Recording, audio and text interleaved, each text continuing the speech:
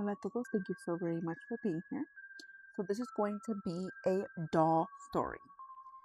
When I hear about these, I don't know, and it just does something to me. I don't like dolls. I've never, as a kid, liked dolls. They've always creeped me out. But here we go. So this specific one is her scary story. So her story starts with her grandmother. She said that her grandmother had a doll in Mexico. And she said that this doll, she would always want to take her everywhere, but the doll told her, I can't go to church with you.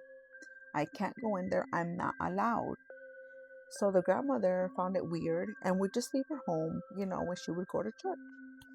She says that this doll started to whisper to her grandmother to do mean things, just like telling her to, douse the fire for the frijoles, for the beans to her mom. Or like, oh, take your sister's doll's clothes, or whatever the case may be. And she said that it was like that until one day she's with her doll and her mom is cooking, and the doll tells her, grab the knife and your mother in the hand. Her grandmother was like, I'm not going to hurt my mom. She tells her no. She said this doll changes her voice. This is what the grandmother tells her, that the doll changes its voice and demands that she does it, because if not, she's going to pay. She said that the grandmother took the doll, wrapped her up in a cloth, and put her at the top of her closet, at the top of her bed, never took her out again. She says that her grandmother seemed like to have completely forgotten about this doll because she was about like 11 years old at the time.